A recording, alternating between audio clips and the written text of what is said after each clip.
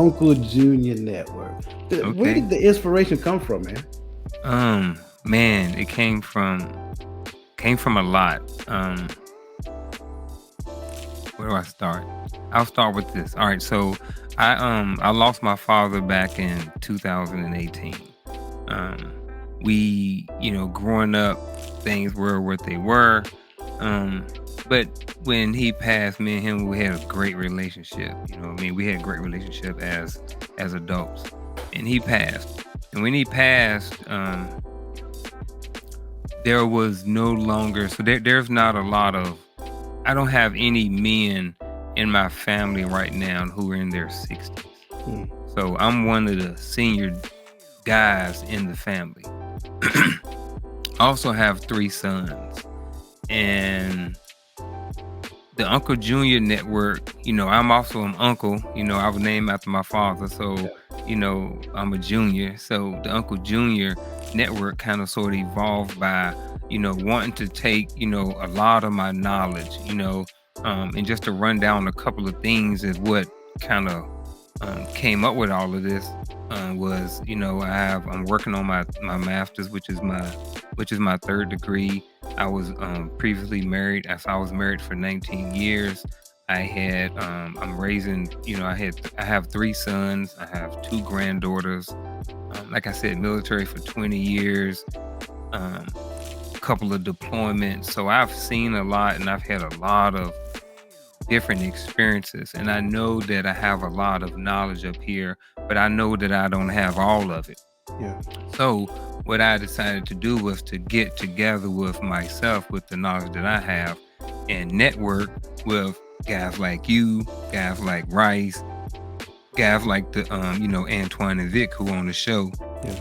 and be able to get all of us together, guys who may consider themselves like unks, you know what I mean? Like Yeah. those types of dudes, OGs and stuff like that, and let us get together Yeah. and take this knowledge that we have and be able to package it up and then be able to produce some sort of solution based platform or something to where we can help, young men to where they don't have to make all, some of the same mistakes that we made. Are they going to make some? Yes, absolutely. Should they make some? Yes, but let's try to soften the blow by maybe we can have a conversation about something to whereas they can be like, you know what, man, I don't really understand that, or I get that now. They can get different men's perspectives.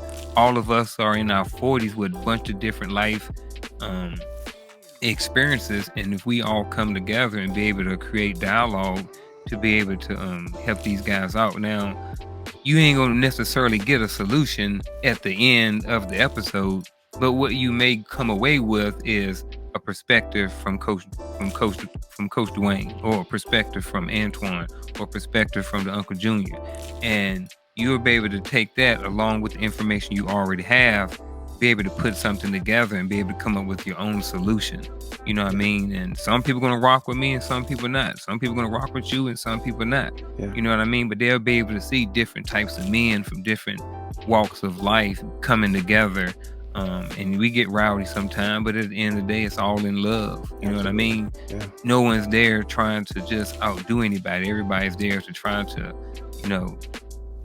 understand, not necessarily push their point, but to, just trying to create dialogue, just to, understand people from their point of view, from their experiences, Yeah. So I was like, I'm kind of uncomfortable. I don't really know if I want to do it.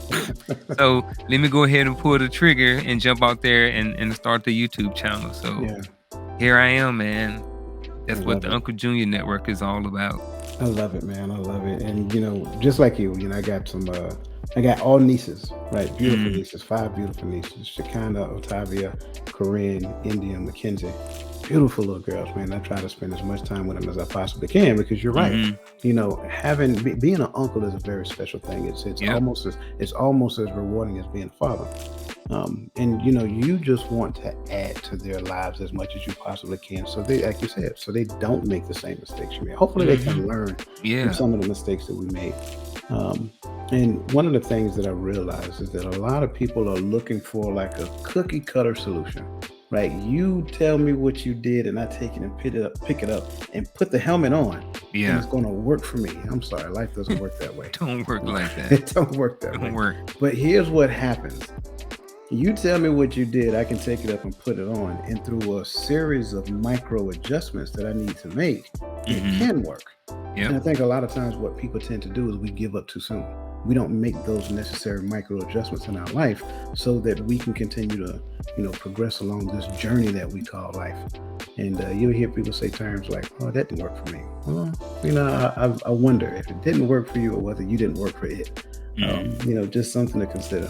But I love the inspiration when it comes down to the Uncle Junior Network because it Yeah, sounds man. like a puzzle that you put together, Mm-hmm. and that's very interesting. It really sounds a lot like the inspiration that I came up with the empowering perspectives. Because I don't care how you look at it, you go back throughout history, and it's always a struggle of power. These people got power, and they're trying to prevent these people from having it. These Mm-hmm. people trying to get power. So what you have is little wars and skirmishes and things of that nature. But when you look at the word empower, it's really for those people who have power of whatever sort it is, right? They're giving it to someone else. So they're placing that power in someone else. And then when you talk about perspective, like you just mentioned, hearing something from another person's perspective gives you certain ideas, gives you ability. We were just talking before the show, and I Yep. was telling you some of the things that I got from you, and Mm-hmm. that's really what it's all about. So bringing people to the platform, right? Let me use my little platform that I have, right? And Mm-hmm. let me just give you the platform so that you can share your wealth of knowledge. Yeah. And maybe if one person hears it and it helps one person, then it was worthwhile. Yeah. Because we Um, don't have all the answers ourselves. Absolutely not. But collectively, I mean, it's like the whole fingers and fist analogy. You know what I Mhm. mean? It's kind of the same thing. Like, you have to work together. You know what I Absolutely. mean? If you want to be successful, you know what I mean? Yeah, So I I love it. enjoy the network. I I enjoy the love wolf it. pack. Speaking of the network and the wolf pack, because I got to bring it up, right? I got to bring it up. The most. So let's go back. So Hmm. on the Uncle Junior Network, he has an amazing show. It comes on. Well, we talk on Wednesdays, and then he Hmm. puts it out a little later. Yeah. I would tell you that it is amazing. I love it. It's fun. Like you said, we get a little rowdy. I try Hmm. to I try to maintain a little bit Yeah. and try to be the voice of reason, but I love it. Yes. I love it because different personalities coming together on the stage and we all mesh in some way. And it's called elevated dialogue. I'm sorry, I put discussions up there. That's It's okay. called elevated dialogue. But what is some of the most interesting elevated discussions that you've had on your show? Mm.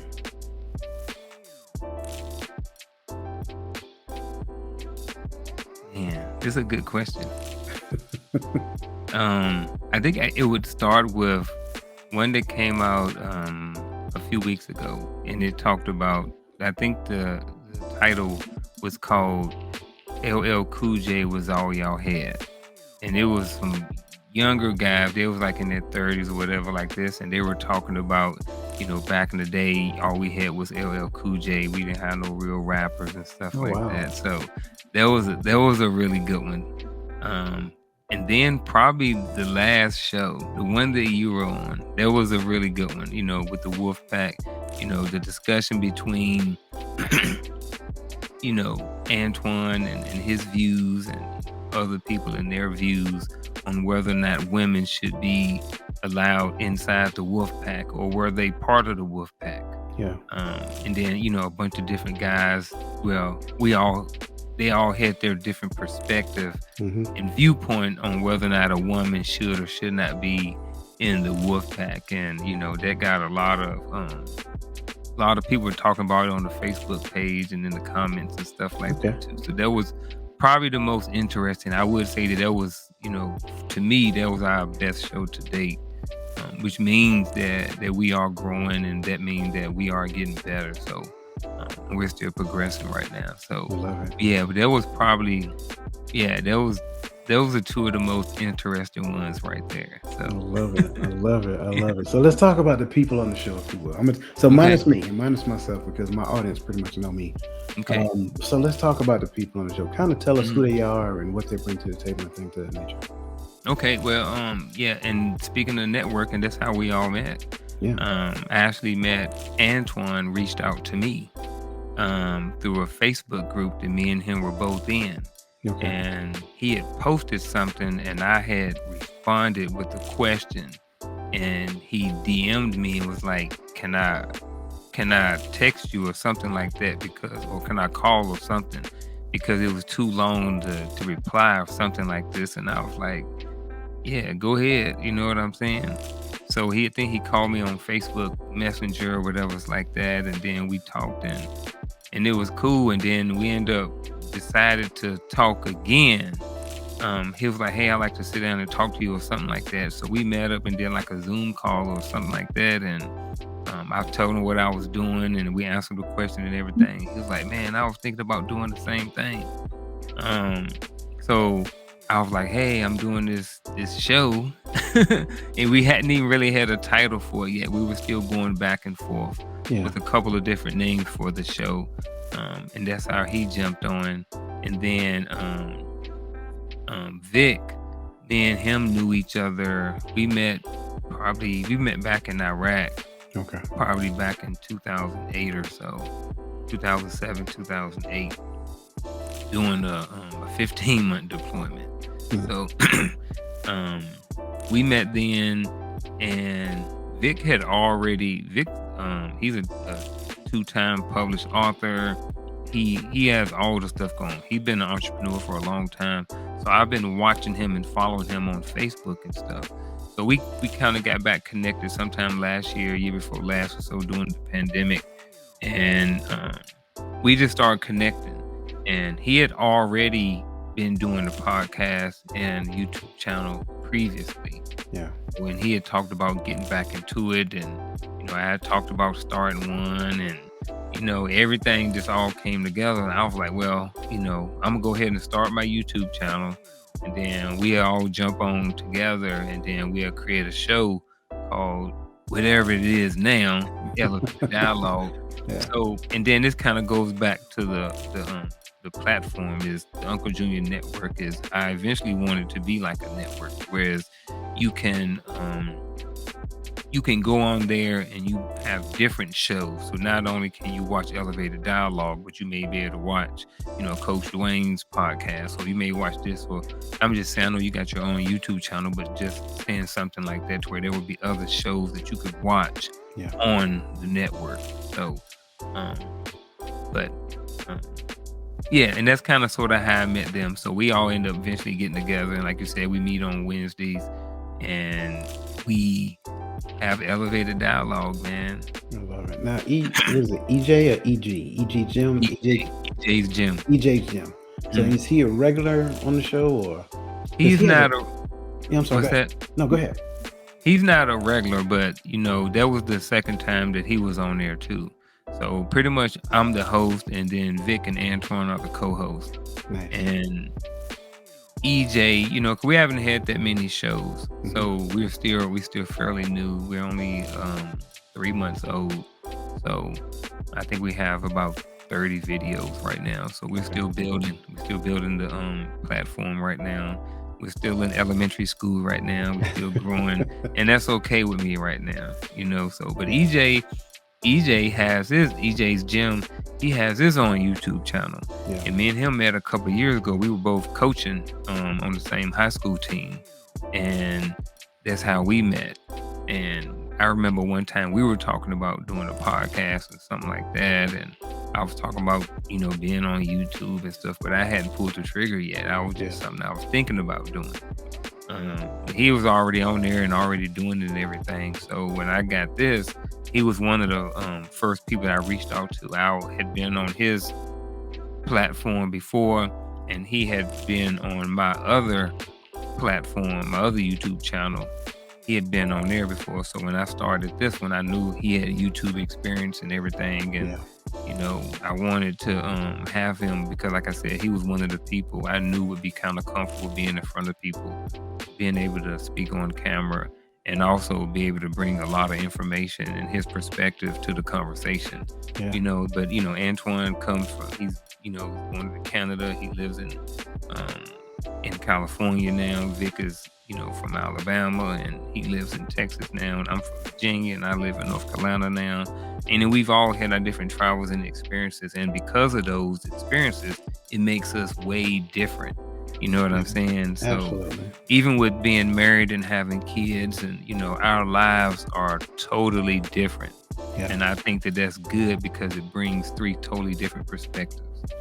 I love it. So I love it. This is really good to get more insight into the Uncle Junior Network, because here's the thing. What I want people to understand. Go, please look up the Uncle Junior Network. Subscribe. I'm telling